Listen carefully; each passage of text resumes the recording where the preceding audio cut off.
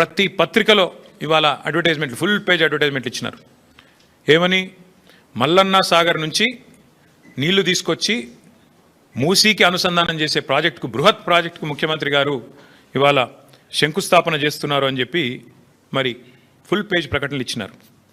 ఈ ముఖ్యమంత్రి గారికి కానీ కాంగ్రెస్ ప్రభుత్వానికి కానీ కనీస సిగ్గుందా అని నేను అడుగుతా ఉన్నా. కనీస మాత్రం ఇంగితం ఉందా? కనీస మాత్రం సోయి ఉందా మీకు?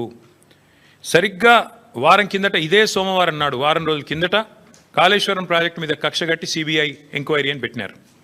మరి ఈరోజు, ఈ సోమవారం రోజు కేసీఆర్ గారు కట్టిన అదే కాళేశ్వరం ప్రాజెక్టు మీద ఆధారపడ్డ మూసీ జలాల అనుసంధానం అని పెట్టి ఇవాళ శంకుస్థాపన చేస్తూ ఉన్నారు. ఇక్కడ విచిత్రం ఏంటంటే, కాకపోతే ఎవరైనా మనిషి జ్ఞానం ఉన్నవాడైతే తల దగ్గర శంకుస్థాపన చేస్తారు. తల దగ్గర చేస్తారు.